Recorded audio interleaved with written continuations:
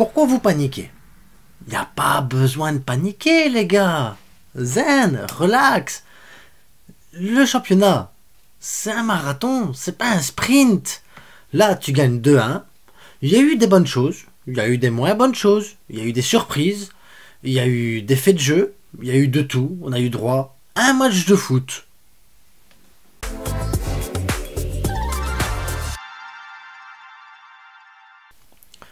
Le Barça l'emporte sur le score de 1-2 en gagnant à Valence dans le stade de la Mestalla. Donc un excellent score pour un premier match. Surtout que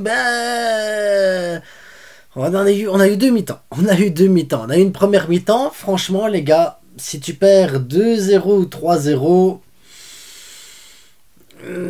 c'est pas déconnant.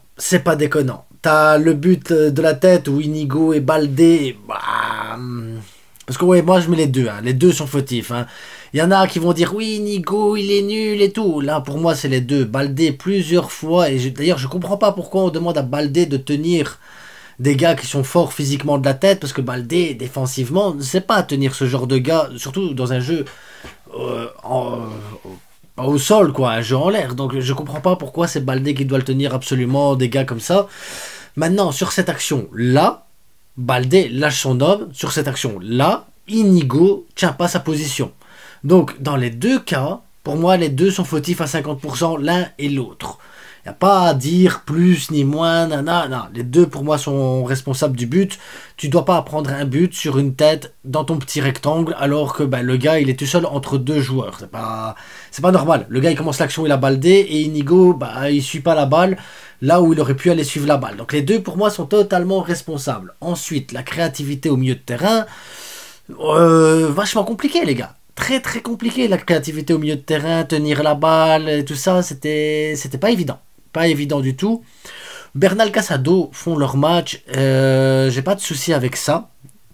J'ai pas de souci avec ça. Ils font leur match. Koundé à droite a fait un excellent match. Première, deuxième mi-temps, Koundé exceptionnel Koundé. Mais c'était compliqué. Koubarsi nous sauve d'un 2-0. Koubarsi nous sauve d'un 2-0. Il y a une frappe parce que Ter Stegen il fait une Ter Stegen. Voilà, moment d'absence de Ter Stegen et voilà, tout de suite c'est dangereux. Koubarsi nous sauve. Parce que ça aurait pu être 2-0 à ce moment-là. Et il y a eu 2-3... j'ai pas envie de dire occasion, mais 2-3 grosses possibilités pour Valence de pouvoir mettre un 2-0, un 3-0, même le 1-0 plus tôt. Voilà. Valence, vraiment, sur la première mi-temps, peut dire qu'il a gâché sa première mi-temps, mais clairement, ils avaient toutes les cartes en main pour tuer le Barça en première mi-temps. Koubarsi qui prend une jaune en première mi-temps, on verra que ça aurait pu être préjudiciable parce qu'il aurait dû prendre sa deuxième jaune. On aurait pu finir et on aurait dû finir à 10 contre 11 sur ce match-là, clairement. Il faut dire les choses comme elles sont, on aurait dû finir à 10 contre 11. L'arbitrage a été dans notre sens sur cette action-là. Parce que, je vois bien les Madrilènes, là, déjà, tout de suite, ça y est, il est honnête, il l'a dit. Oui, mais Casado, 4ème minute, il se fait défoncer coup de coude, il n'y a pas de jaune pour l'adversaire. Il y a eu un autre truc sur Lamine Yamal, il n'y a pas eu de jaune sur le gars. Tu vois ce que je veux dire? Il y a eu des erreurs d'arbitrage dans les deux sens. La seule chose qu'il y a, c'est que sur l'erreur d'arbitrage de notre côté, ça crée un fait de jeu important sur le match. Clairement, ça crée un fait de jeu important. Mais voilà, il y a eu des erreurs d'arbitrage des deux côtés, mais c'est vrai que cette erreur d'arbitrage-là aurait pu et aurait dû changer la tournure du match. Qu'il en soit, la tournure du match se poursuit comme ça, voilà, on a fini le match à 11 contre 11. Première mi-temps, il y a eu aussi des bonnes choses, tu as pu voir aussi qu'il y a eu un jeu un peu plus vertical, mais que c'était compliqué d'aller chercher les joueurs et tout ça, et donc première mi-temps mitigée. Après première mi-temps, tu la commences avec un gamin de 17 ans, Lamine Yamal, le pauvre, il revient d'un Coupe d'Europe, il revient de congé, il n'a pas eu sa préparation. Son père aussi s'est fait agresser cette semaine, coup de couteau et tout. Donc il faut voir l'état mental du gamin aussi, ce qui est tout à fait normal dans cet état d'esprit-là, de faire un match, j'ai envie de dire moyen, parce que c'est ce qu'il a fait. Il a fait un match moyen. De l'autre côté, tu as un Ferran Torres qui a été, je trouve, et là les gars je suis désolé mais j'ai trouvé Ferran Torres hyper intéressant, sans le ballon, avec ballon, dans ses mouvements, dans ses appels et tout. C'est dommage qu'une fois qu'il a la balle, ça va pas. c'est brouillon. Une fois qu'il a la balle, c'est brouillon.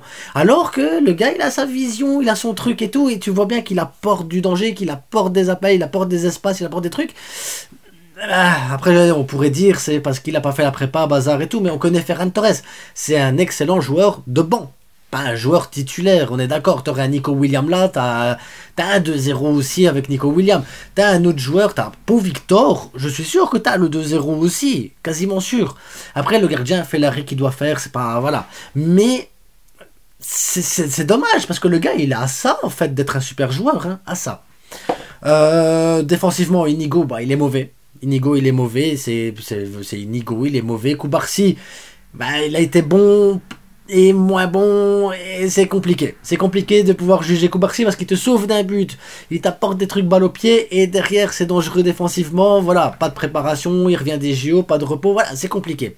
Mais ça veut dire que tu commences quand même avec un Koubarsi très jeune, un Lamine Yamal très jeune, tes deux milieux défensifs, les gars, les deux milieux, donc le relayeur, Casado, le milieu défensif, les gars, c'est la première fois, ils quittent la D3, ils arrivent en D1.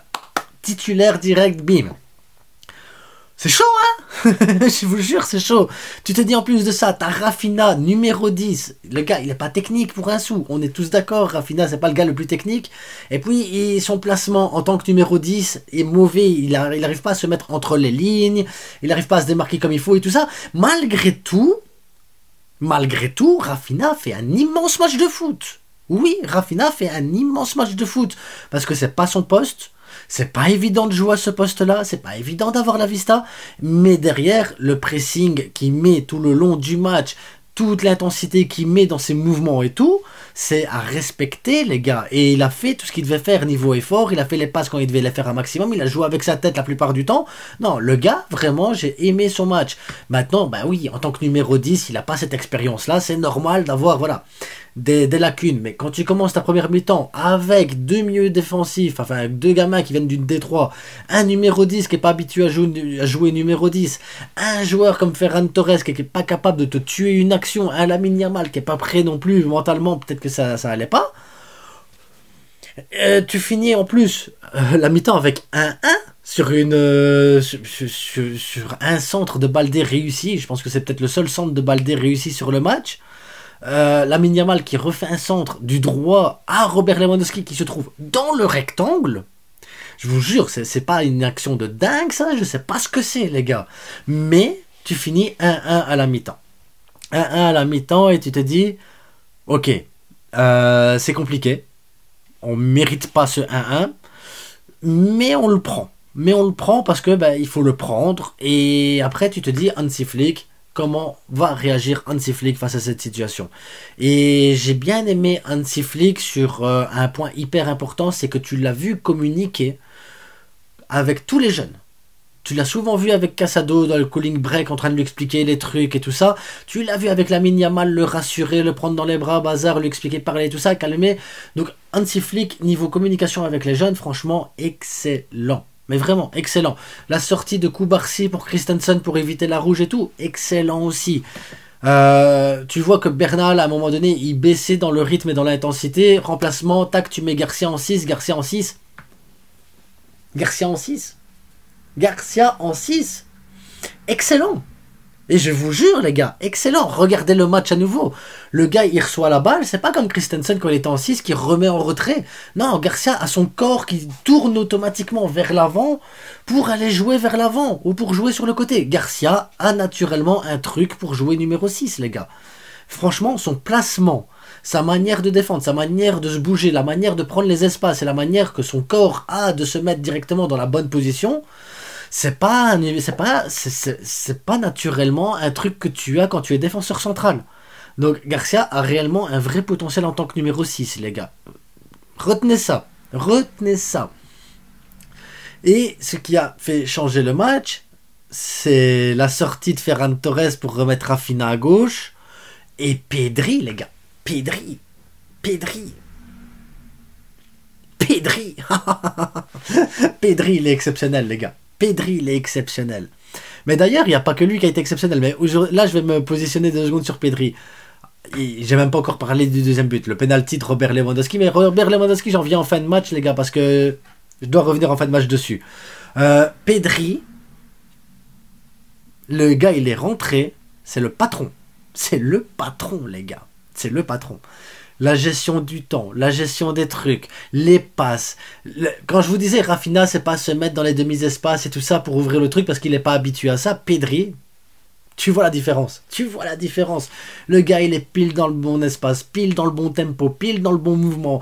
La seule chose avec Pedri, moi, c'est un truc, c'est un mystère pour moi avec Pedri, c'est qu'à 30 mètres, il va frapper une frappe. Mais dans le rectangle, il va pas frapper, il va faire une passe. Pourquoi? Je sais pas. Je sais pas. J'ai aucune explication rationnelle à ça. Mais Pedri, voilà, c'est ça. C'est ah ouais, je vais faire une passe. Là, je suis près du goal. Bah, je vais faire une passe. C'est joli, c'est bien vu. C'est une vista de fou. Mais frappe. Et quand t'es à 30 mètres, que tu vois que t'es loin et tout, et que passe, je sais pas, inverse le truc, inverse le délire. Parce que, mais après, Pedri, c'est une masterclass de chez masterclass, les gars. D'ailleurs, Pedri, il est rentré. Je sais pas si vous avez vu Casado, le changement qu'a eu Casado sur ce truc-là. Pressing immense. Récupération de balles impressionnante. La déviation, les percées dans le demi-espace, l'apport offensif, l'apport défensif, le gars qui se bat sur chaque ballon. Casado, les gars. C'est une masterclass en deuxième mi-temps. Il est monté en puissance, mais d'une... Mais par contre, c'est ça qui me fait peur avec Casado, c'est qu'il a fait tous les matchs de pré-saison. Monaco, je sais plus s'il a fait tout le match contre Monaco, mais s'il a pas fait tout le match, il a fait une grosse partie du match. Là, il fait tout le match contre Valence. Et je vois Flick discuter avec lui dans chaque calling break, à la début de mi-temps et tout directement. C'est-à-dire que Flick, vraiment, il a un projet avec Casado. Et je pense que ce projet, c'est qu'il va finir comme Kimmich, à mon avis, dans le futur. Mais il faut tempérer. J'espère qu'il y a les gens, ils vont revenir. J'espère que la rumeur Gundogan, elle est fausse, parce qu'il va falloir... Gavi revient, quoi, parce que Casado, il va cramer. On va le cramer, Casado, ainsi. Mais en tout cas, il fait des matchs exceptionnels, les gars. Casado, exceptionnel. Pedri, exceptionnel. Koundé à droite, exceptionnel. Et pourtant, j'ai critiqué Koundé sur les avant-matchs et tout, en disant, mais oui, mais il monte pas assez. Ici, je l'ai vu faire un pressing haut. Le penalty qu'on va chercher, Rafinha, le pressing de la mort, il va chercher la balle et il va jusqu'à ce qu'il crève, et tu le vois faire Rafinha, tu le vois faire ça jusqu'à la 90e, 92e minute, il en a rien à foutre, il y va à fond, et ça, c'est important dans le système de Flick, c'est de se battre sur chaque ballon. On l'a vu, Valence était cramé à un moment donné, et il savait plus récupérer de balles. Parce que le pressing qu'on met est tellement dur et intense qu'il faut savoir tenir un match complet. Et c'est pas facile, les gars. Franchement, exceptionnel. Robert Lewandowski, quand j'ai dit dans l'avant-match, quand j'ai dit qu'on avait une belle équipe, la vidéo là où j'explique qu'on a vraiment une belle équipe, que Robert est capable de mettre 20 buts, 25 buts sur une saison, on est venu me critiquer en disant « Ouais, mais tu critiques tout le temps Robert Lewandowski. » Oui, je critique tout le temps Robert Lewandowski. Et en droit. Parce que Robert Lewandowski fait des matchs dégueulasses, les gars. Et quand on dit qu'il fait des matchs dégueulasses, c'est parce que le gars, il se prend pour Lionel Messi ou Ronaldinho. Mais à partir du moment où Robert Lewandowski se contente de faire son rôle de numéro 9, il est trop fort. Enfin, il est trop fort. Il est très fort. Il te met des buts. Ah oui, le premier c'est une tapine, le deuxième c'est un penalty. Mais il faut être là pour mettre la tapine. Il faut être là, il faut le sentir, il faut pas être hors jeu, bon moment, bon mouvement et tout. C'est important, le penalty, pleine lucarne, FIFA, il joue à FIFA là. Et il faut être en confiance pour mettre un penalty comme ça. Et c'est tout. À partir du moment où tu fais ton rôle de 9, t'es très fort. Et c'est ce qu'on demande à Robert Lewandowski. On lui demande pas de créer le jeu, de diverser, de redescendre là-bas plus bas pour aller chercher. Non. T'as Casado, t'as Bernal, là t'avais Garcia, t'avais Pedri, t'avais Rafinha. À côté de ça, t'avais Koundé qui faisait des bonnes montées, Baldé qui a fait des bonnes montées aussi. Au pire des cas, t'as des Koubarsi ou Inigo qui sont censés faire des bonnes balles aussi en hauteur. T'as tes ailiers qui doivent apporter Lamine Yamal et tout ça pour t'apporter les ballons pour que tu puisses mettre des buts. Voilà, c'est tout. Toi, ton rôle, c'est d'attendre la balle, te positionner correctement et mettre les buts. Et il l'a fait aujourd'hui exceptionnel. Robert Lewandowski, ce Robert Lewandowski-là, va te mettre 20 à 25 buts sur une saison. C'est possible. Et ce serait même pas anormal. Donc, quand je vous dis qu'on a une belle équipe, on a une belle équipe, les gars. Quand je vous dis qu'on peut aller chercher une Liga, on peut aller chercher une Liga. Il faut pas commencer, oui, mais t'as vu, regarde, quand même, ça va être faible. Oui, mais après, le retour de Gavi, Olmo à la place de Ferran Torres. Tu mets Olmo à la place de Ferran Torres, tu vas voir la différence aussi. Pedri là en numéro 10. T'as pas vu Pablo Torre non plus, qui a pas joué ici cette fois-ci. Pau Victor peut t'apporter des choses pertinentes. Parce que Pau Victor, son entrée, elle est très bonne aussi. Il apporte dans le pressing, dans le truc. Ça veut dire que Lamine Yamal peut avoir de quoi se reposer aussi derrière. La gestion des joueurs. On a une belle équipe, que vous le vouliez ou non. Le Barça peut aller chercher la Liga, peut se battre contre les plus grands contre les plus grands, les gars, en Liga. Ils peuvent se battre, il n'y a pas de problème. Donc, arrêtez d'être pessimiste, croyez en notre force, visca le Barça, et voilà, et c'est tout, c'est comme ça. Et aujourd'hui, l'homme du match, c'est Casado et Pedri et Robert Lewandowski. Écoutez, j'oublie pas personne. Lamine Yamal, ça va. Mais voilà, Pedri. Ah, d'ailleurs, si vous en voulez un comme ça, ben, c'est moins de 30 euros, levestierstore.com, code promo la frite, livraison offerte. Voilà, comme ça, vous le savez, les gars. Mais le plus important, c'est que du foot, les gars. C'est que du foot, mais ça fait du bien.